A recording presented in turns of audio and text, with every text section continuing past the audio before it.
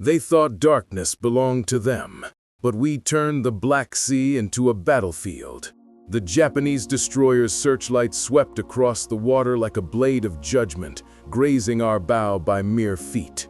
Every man aboard PT-164 froze, lungs locked, as the beam cut through the night off Vella Lavella. 23 sailors pressed themselves flat against the deck, praying the darkness held. Beyond that destroyer waited 3 enemy transports, their holds packed with nearly 8,000 soldiers, bound for Kolombangara. None of them knew their journey would end beneath these same waves before dawn. My name is Chief Petty Officer Evan Holt of the United States Navy Reserve, and that night I learned how silence could scream louder than gunfire. 4 minutes separated us from the attack. I gripped my twin .50 caliber machine gun until my knuckles whitened. Beside me, Ensign Rowan Keats whispered bearings to our skipper, Lieutenant Commander Wade Mariner, a man who'd already faced Pearl Harbor and Midway and still chose to come here, to the sea's edge, where survival was a coin toss.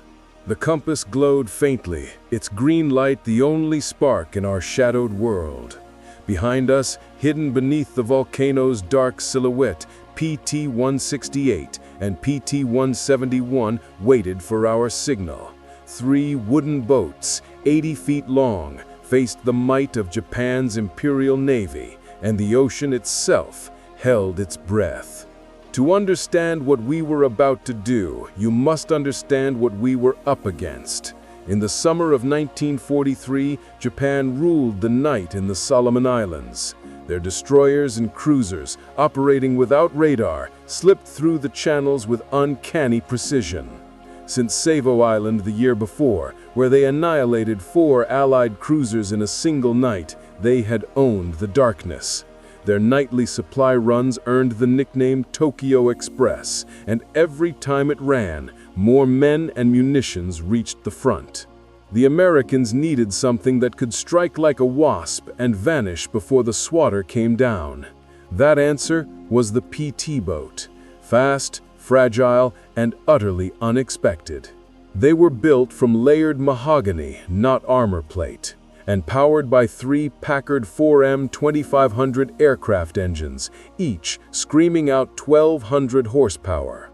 80 feet of speedboat carrying 4 Mark 13 torpedoes, a 20mm Oerlikon cannon, and 6 .50 caliber guns, enough firepower to wound giants if delivered at point-blank range. Most called them suicide sleds. We called them home. When I first stepped aboard one in Rhode Island, I thought the Navy had gone mad. Wood hulls in a world of steel warships, engines so temperamental they drank fuel faster than destroyers, and no armor except for our courage. But Mariner understood what few did. These weren't warships, they were assassins. He'll never win fighting fair, he told us, lighting a cigarette as waves slapped the hull, so we won't. Our crew was a patchwork of talent and madness. Keats, the mathematical savant, could plot torpedo angles in his head faster than a slide rule. Miguel Serrano, our chief engineer, coaxed the Packards into obedience like they were living beasts. Radio man Cal Sparks Mercer came from submarines, where silence was survival. And our torpedo man Finn Dempsey polished each Mark 13 like it was a newborn. 2 tons of high explosive treated with tenderness and fear. He'd grin and say, "1 fish, 1 kill, or we don't come back." Training in Melville had been brutal. We learned to launch torpedoes while our boats bounced across waves at 40 knots, to navigate by starlight, and to think like pirates rather than sailors. Commander James Wild Jim Pattison drilled it into us. The Japanese expect you to fight fair. Don't. They expect you to fear the dark. Make them fear it instead. When we reached our forward base at Rendova, the air reeked of diesel and rot. It wasn't a base so much as a collection of huts and fuel drums hidden under palm fronds, within earshot of artillery booming from New Georgia. Our mission was clear: sink anything that flew the rising sun flag. Reality was murkier. The first patrol ended in disaster, a float plane spotting us before we could strike. One boat vaporized under a 5-inch shell, 12 men gone to the deep. We returned, shaken but alive, and Mariner gathered us by the pier saying quietly, "We don't fight destroyers, we hunt shadows." Those words became law. For the next 2 weeks we turned failure into doctrine. We learned to drift with engines off, to use island silhouettes to cloak radar signatures, to strike and vanish before the enemy even knew we were there. Every night the sea taught us something new: how to live, how to kill, how to disappear. The Japanese believed they owned the night. Soon, they'd learn that we did. We stalked convoys like predators stalking herds, learning every trick the islands could teach. Coast watches hidden hills, radios tucked beneath thatch, and their voices were our eyes. Solomon Islanders risked death to paddle out with whispered warnings and local knowledge of reefs and currents. Sometimes Pearl Harbor decrypts gave us schedules, but more often it was sweat, instinct, and math. Rowan would lay firing angles on a grease-streaked chart while Miguel tuned the Packards until they sang. Sparks Mercer kept the radio silent and read enemy signals like sheet music. Finn Dempsey polished each Mark 13 as if it were a fragile thing that owed him its life. Training at Melville had taught us how to aim while the sea bucked, how to time a shot so the torpedo met the hull and not the wake, and how to slip between islands with nothing but moonlight and nerve. We practiced running on 2 engines to lower our noise signature, learned to kill lights and drift as if we were dead, and invented hand signals and 3 flash codes that let 3 boats coordinate an attack without a single radio call. The first mission that went wrong sealed our doctrine. A float plane spotted us before we could close, and 4 destroyers converged with searchlights and gunfire. PT-158 took a 5-inch hit that vaporized men and wood in a breath. 12 sailors vanished in a single instant. We learned then that audacity without discipline was suicide. Commander Jim Pattison gathered the survivors and said simply, "We will not be bait for their guns again. We hit where they cannot answer, and we vanish." That became law. Intelligence shaped the nights that followed. Coast watchers on Kalimanjaro risked execution to keep us informed. Islanders guided us through channels that old charts missed. A single reef could cost a life. A single current could make a torpedo run miss by yards. We learned to read the sea's subtle language, the color of swell, the way birds wheeled, the whisper of a distant engine, and use it to thread our boats between coral teeth. On the evening of July 19th, everything aligned.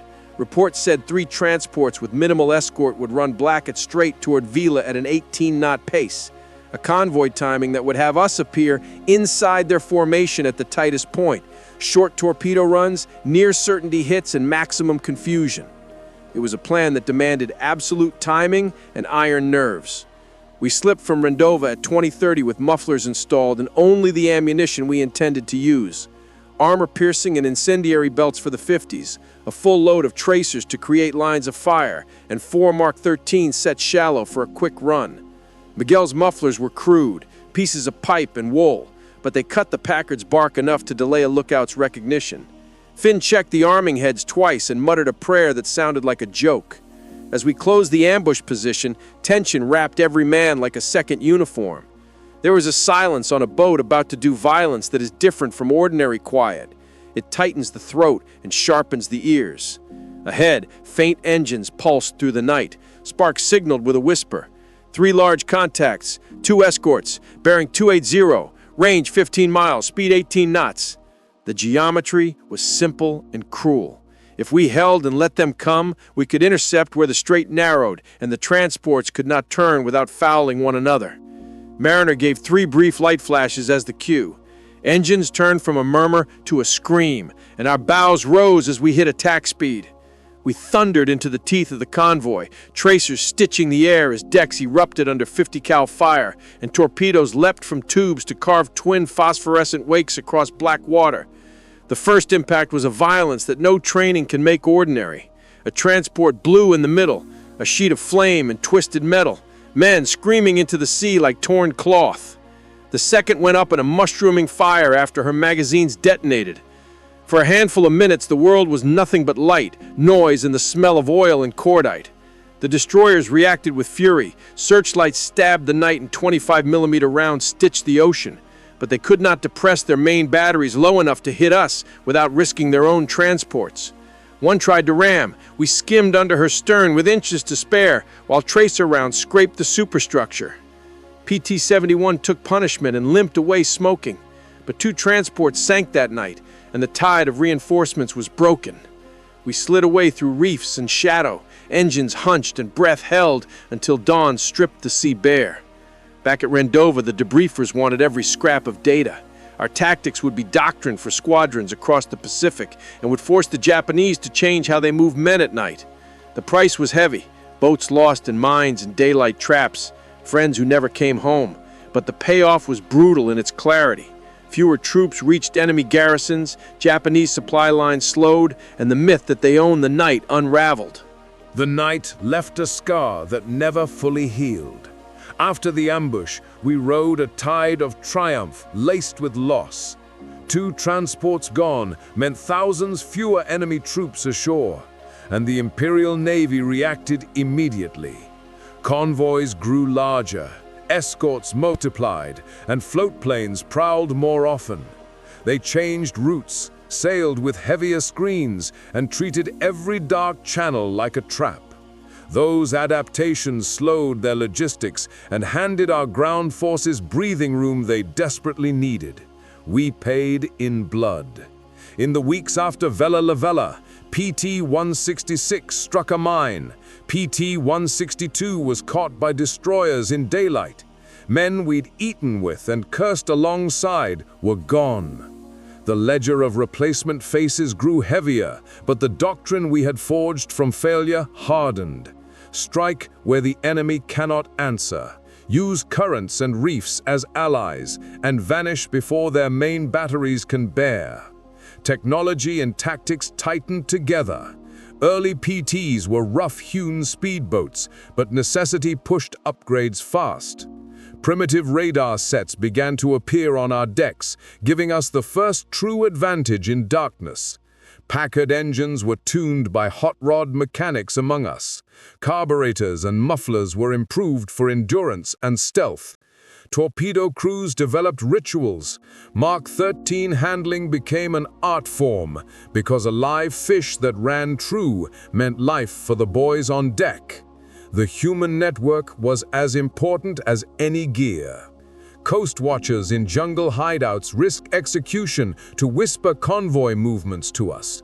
Solomon Islanders, their courage let us move where charts lied and maps failed.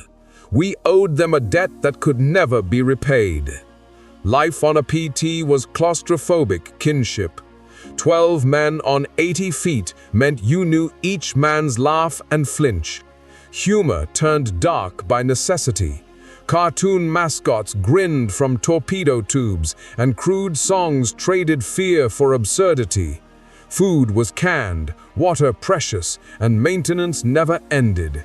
Salt ate metal. Heat warped wood, and every patrol left its marks. A dead engine in enemy waters was a ticket most likely to the bottom. Psychological strain stalked the crew as surely as the IJN. Some men cracked and asked transfers, others chased danger for the buzz. We learned to watch for the signs, a quiet too deep, a laugh that came like a cough, and to hold each other up. That bond, forged in sleep-deprived hours and frantic repairs, kept more men alive than any armor ever could. Strategically, our actions forced a Japanese rethink. They added escorts, changed schedules, and developed hunter groups. But every counter produced a new hole for us to exploit. Wolf-pack attacks became doctrine. Shore batteries were used as diversions, and squalls masked approaches. Night became a contested space where uncertainty favored the bold rather than the big. Our small victories mounted into a myth. Japanese reports called us mosquito boats, devil boats, names that carried dread. The fear we spread did more than sink ships. It siphoned enemy resources and morale. For island garrisons waiting on supplies that never came, the psychological bite of a potential PT attack was as deadly as any shell. Still, the work was granular and grim. We returned to Rendova for repairs, debriefs, and to patch holes with anything at hand, mattresses, planks, and sheer will. The war continued as a sequence of patrols, maintenance, and moments of raw courage. Each success saved lives on the beaches or bought time for operations ashore. The PT boat had become a blunt, mobile scalpel. Cheap hulls, lethal intent, and an audacity that rewrote literal warfare. We became the ghosts they swore were impossible. After Vella Lavella, the Imperial Navy rewrote every night plan it had. Convoys that once dashed through Blackett Strait now crawled, terrified of wakes that glimmered where no ship should be.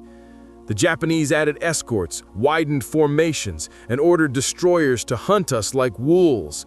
But we were faster, quieter, and always watching. Our three-boat squadron had become a rumor with teeth. Each success spread faster than we could repair the damage, and soon mosquito boat terror appeared and captured radio chatter. The fear was our true weapon. On base, the reality was less glamorous. Rendova stank of rot and fuel, and the nights without patrols were filled with sweat, repairs, and the shriek of mosquitoes. We had no showers, no real beds, only hammocks between torpedo racks and coffee so strong it could float a wrench. Miguel Serrano spent more time inside the engines than sleeping. Finn Dempsey talked to torpedoes as if they were saints who might grant another dawn.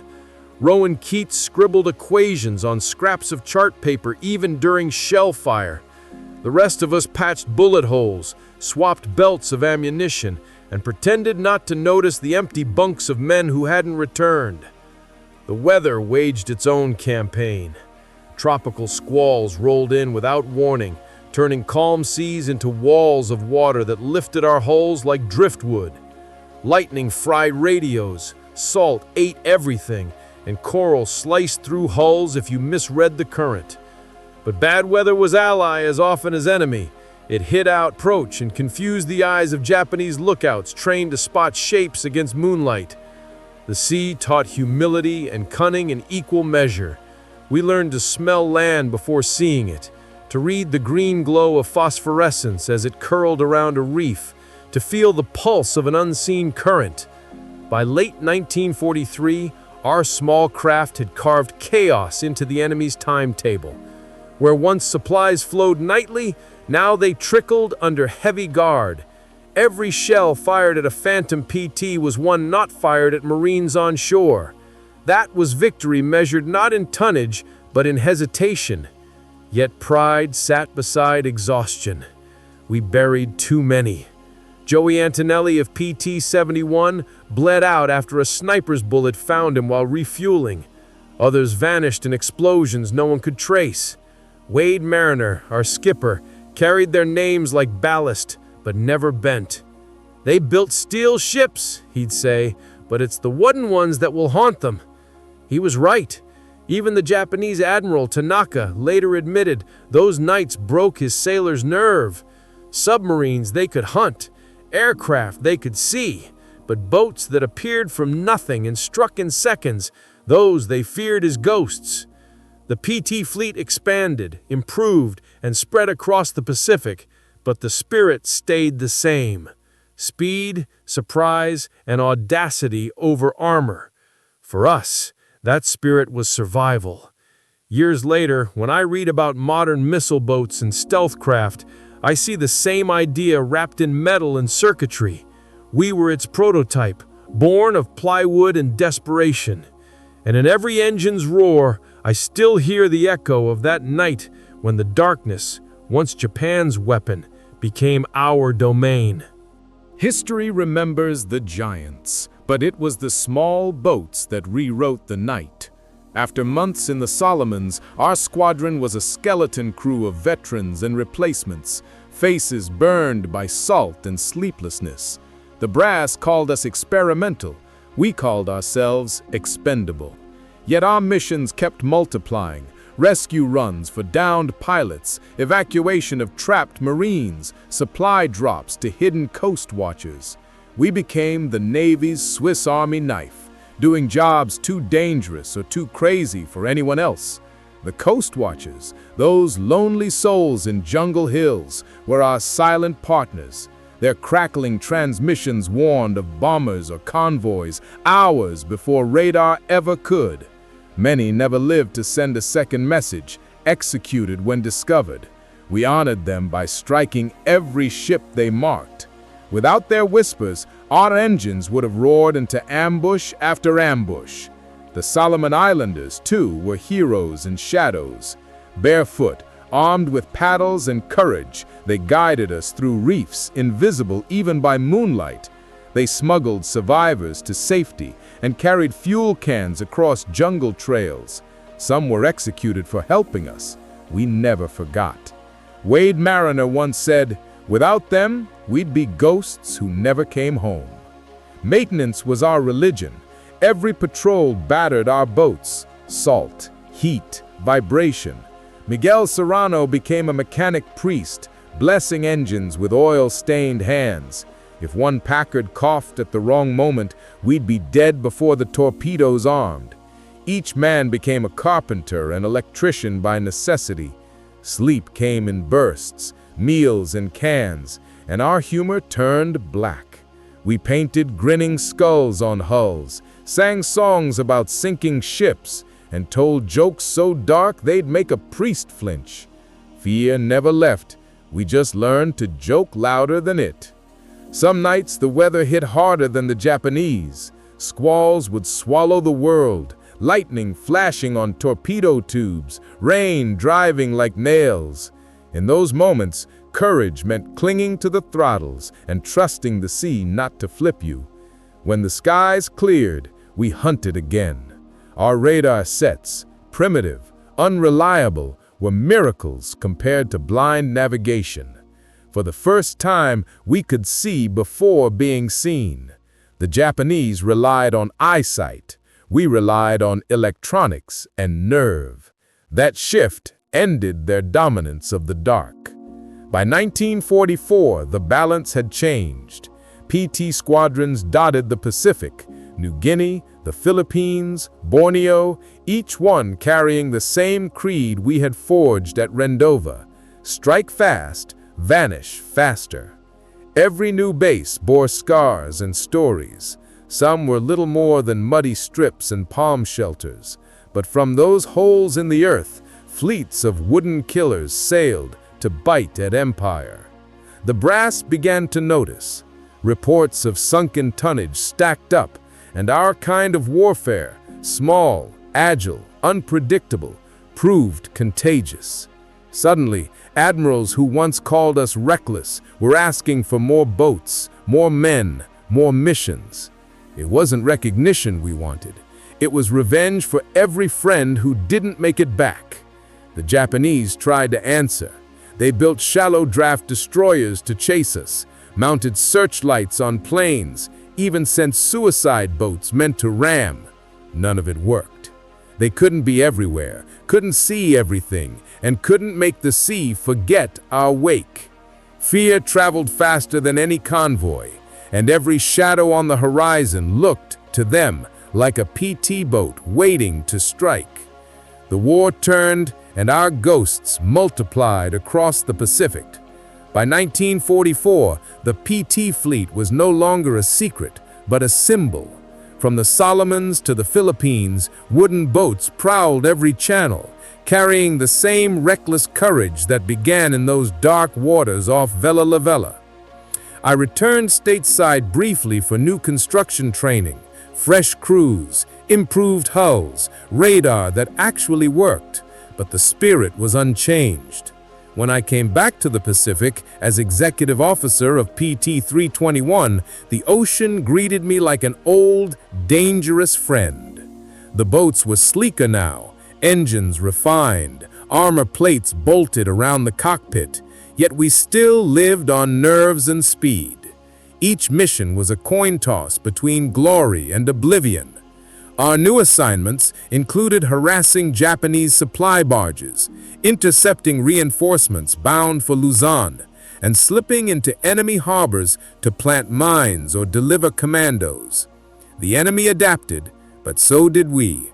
We learned to exploit radar shadows, to lure destroyers into shallows where their depth kept them from turning, and to strike convoys under cloud cover when aircraft couldn't find us. Sometimes we succeeded with no shots fired. Just appearing out of nowhere was enough to scatter a convoy. The Japanese were so consumed by phantom sightings that they began firing into darkness at nothing. That was victory too. PT-321 skipper, Lieutenant Royce Banner, had a saying, "If they can't sleep, we've already won." He was right. Fatigue and fear did what no fleet engagement could, cracked their discipline. Reports from captured prisoners confirmed it. Sailors spoke of wooden devils that moved like wind and vanished into smoke.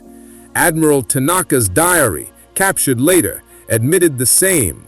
Submarines we could fight, aircraft we could see, but these boats, they came from nowhere and left only fire behind. Off the Philippines, I watched that truth unfold again. We attacked a troop convoy at dawn, cutting between escorts before the sun could blind them. Our torpedoes hit 2 transports. One exploded in a chain of fire that rolled across the sea. But the victory was brief. The next night, a storm trapped us between reefs, and we spent 6 hours fighting waves taller than the mast. We lost 1 engine, half our fuel, and nearly the boat itself. Survival became its own form of combat. When the dawn broke, we limped home, battered but alive. Proof again that the ocean could be as deadly as the enemy. Every man on a PT lived with that understanding. Death could come from torpedo, bullet, or storm, and sometimes you couldn't tell which was worse. But we volunteered again and again because we'd tasted a kind of freedom no other vessel offered.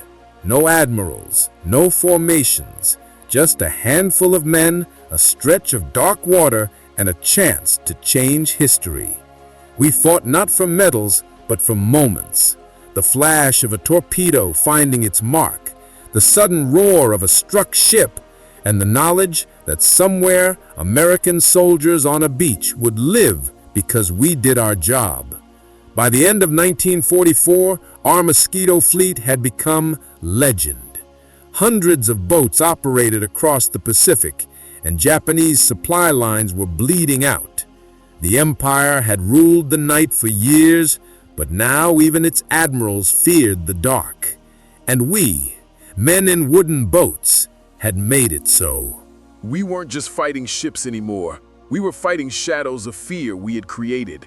Every convoy that turned back, every delay in enemy supply, meant our ghosts were still doing their work. The Japanese began launching elaborate countermeasures, radar sweeps, trap convoys with destroyer bait, even fake distress signals meant to lure us in. But we had learned too much. Wade Mariner's old lessons guided every patrol I led under Royce Banner's command. Never chase noise, never trust light, and never forget that patience kills faster than torpedoes. We stalked targets like hunters, letting their nerves break first. The Mark 13 torpedoes, once temperamental, had been reworked. They armed more reliably, struck truer, and their wakes burned brighter through the water, like the signatures of vengeance. Our tactics grew sharper too. Instead of lone strikes, squadrons coordinated from opposite sides of an island pass, one drawing fire while another slipped in unseen. Radio silence became a religion. Communication meant exposure. Sparks Mercer, who joined our new crew, could work a signal set in total darkness, tapping code with fingers so steady it seemed unreal. He once said, "We're the only men alive who want the enemy to look right at us and see nothing." That's exactly what we became, nothing that they could predict or understand. Every man on board had scars, physical and invisible. Miguel Serrano's hearing was half gone from engine roar. Rowan Keats walked with a limp from shrapnel. I carried burns that would never tan again. Yet we laughed through it. Laughter kept madness away. We told stories about invisible boats that haunted the Japanese so badly they wasted shells shooting at the moon. Some nights, under quiet stars, we wondered if we'd become myths ourselves. The sea had a way of swallowing both heroes and truth. The cost never stopped. PT-243 disappeared after radio contact one night. No wreckage, no survivors. PT-287 hit a reef and burned before help could arrive.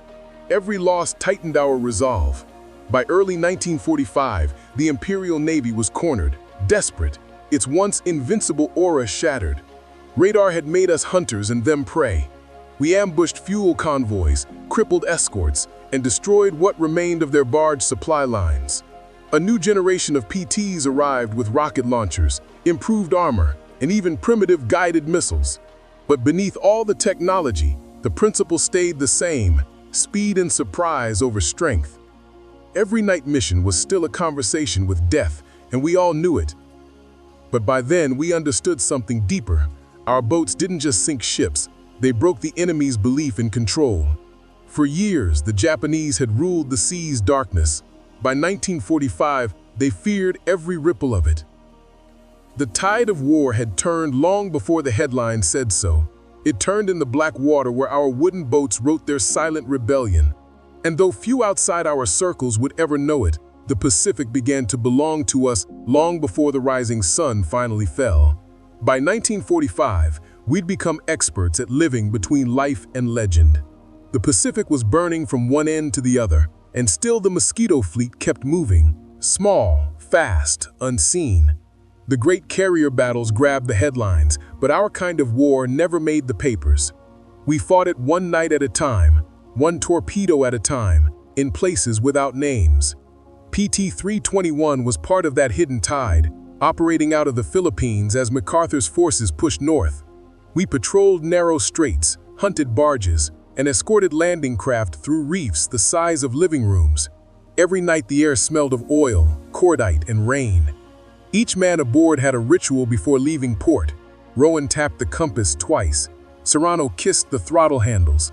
Sparks tightened the straps on his radio headset until they left marks. I checked the 50s again and again, pretending it was about readiness when it was really about fear. You couldn't admit it, but you felt it, always. Fear became fuel. It sharpened your senses and taught you respect for every dark wave. The Japanese still tried to fight back, sending small suicide boats and float planes to chase us. Once, near Mindoro, we ran into a pack of those explosives-packed skiffs. They came fast, wakes white in the moonlight, but our guns spoke first. The air turned orange with tracers, and by the time the sea stopped boiling, nothing remained but splintered wood and oil flames. It was quick, brutal, and without triumph. We were killers by necessity, not desire. The war was winding towards its inevitable end, but for us, the missions didn't slow. Every night was another chance for something to go wrong. A clogged carburetor, a jammed torpedo tube, one wrong turn, and the ocean would take its due. Still, we kept going. It wasn't patriotism anymore, it was momentum. When you've survived too long on luck, you start believing motion itself keeps you alive. Wade Mariner, now commanding a destroyer squadron, sent us a message that made every man smile. He said, "You taught me that courage isn't the absence of fear, it's action despite it." That line spread through every PT base like scripture.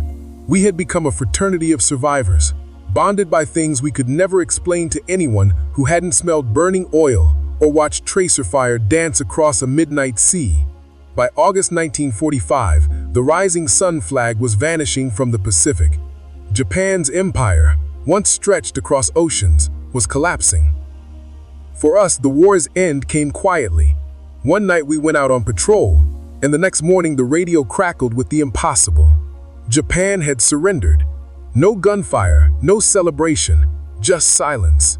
For the first time in years, the sea was still. We looked at each other, not sure whether to cheer or mourn. We had lived so long in the dark that peace felt unnatural. The PT boats had done their part, bleeding supply lines, crippling reinforcements, spreading fear until even the enemy's shadows betrayed them. We turned toward base with empty fuel tanks and hollow hearts, knowing we'd never sail the same again. When the shooting stopped, the silence was almost unbearable. For years, the ocean had roared with engines and gunfire, but now there was only still water and the low hum of a boat that suddenly had no reason to run. I remember standing on PT-321's deck at dawn, the horizon glowing pale gold, and realizing the war had ended without fanfare. No final battle, no thunderous salute, just a quiet surrender that left us blinking like men waking from a fever dream. Around me, the crew moved with uncertain purpose. Serrano checked the engines out of habit, Sparks fiddled with the radio, though there were no orders to hear, and Rowan stared at the sea as if searching for the next target that would never come. We'd spent years learning how to fight, but no one had taught us how to stop. In the following months, the squadron was decommissioned. Some boats were scrapped on beaches, others were sold to island traders for a few $100s. Watching those hulls burn broke something in us. They weren't just wood and engines, they were memories, ghosts that had carried us through nightmares. I took a train home through cities lit in celebration, but even in crowds I felt alone. People cheered victory. I saw faces of men who didn't make it back. The newspapers talked about battleships, carriers, and generals, but they didn't mention the wooden boats that haunted Japan's convoys or the kids who turned the night into a weapon. For a long time, I couldn't speak about it. It felt like the world had already moved on, and our kind of war didn't fit into parades. Years later, when I visited Wade Mariner's funeral, his son told me that his father always said the PT boats taught him what courage really meant, not bravado, but steady hands when fear screamed at you to run. That stayed with me. So did Rowan, who became an oceanographer and said the sea never frightened him again, and Serrano, who opened a garage and turned racing cars into art with the same precision he once gave our Packards. Even Finn Dempsey left his mark, writing manuals that trained new torpedo men for decades. We all scattered, but we carried those nights with us, the smell of fuel and the hum of engines etched into our bones. When historians wrote about the war, they called our actions unconventional warfare. I call it survival through imagination. We took the Navy's smallest craft and made them its most feared. Wooden boats that could outrun steel monsters, manned by volunteers who had no business winning, but did. Our legacy wasn't just in ships sunk, but in the idea that boldness and creativity could shift the balance of power. Every fast attack vessel, every stealth boat, every modern strike craft carries a piece of that legacy. We proved that speed and surprise could beat size and armor, that innovation could shatter certainty. When people ask what the PT boats truly accomplished, I tell them this: we made the enemy doubt the darkness, and once doubt takes root, empires fall. Even now, decades later, I can still hear the Packards roaring in my dreams. When the memories return, it isn't glory I feel. It's the vibration of those engines under my boots, the burn of cordite in my throat, and the salt crusting on my skin. The world remembers the grand battles, the midways, the Leyte Gulfs, but in the black water of the Solomons, a different kind of war was fought by men who refused to be forgotten. We were ghosts by design, small and fast, born to strike where no one expected.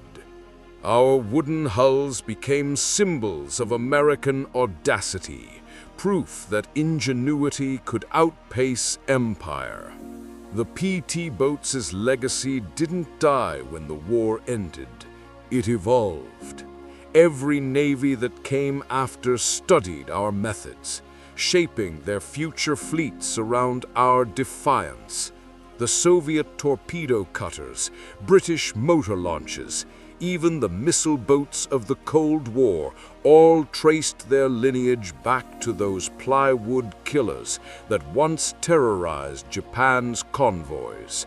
We were never supposed to succeed, and that's exactly why we did. We broke rules, ignored tradition, and forced the ocean to become our ally instead of our grave.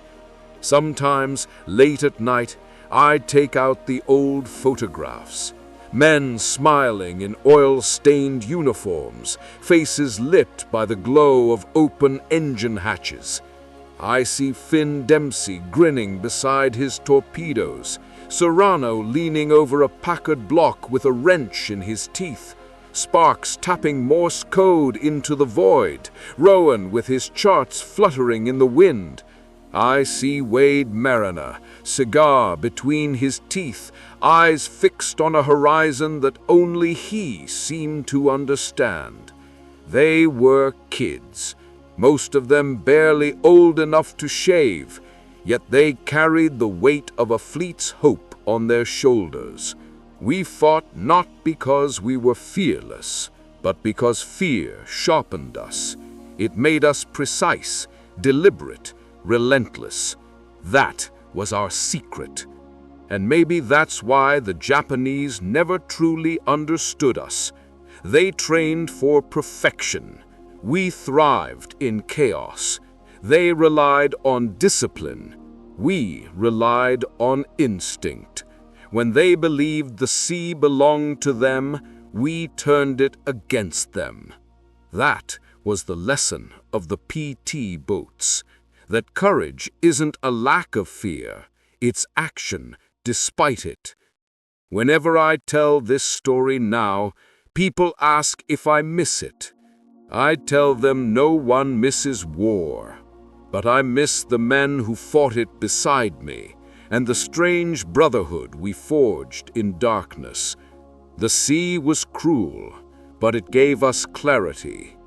We learned that size doesn't decide victory, that armor can't protect pride, and that a handful of volunteers in wooden hulls can change the fate of nations.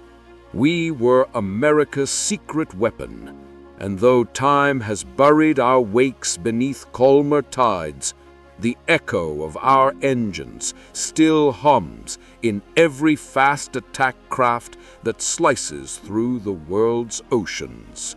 The Japanese once said they feared us because we struck like ghosts and vanished into the void. They were right. We were ghosts then, and ghosts, by nature, never truly leave.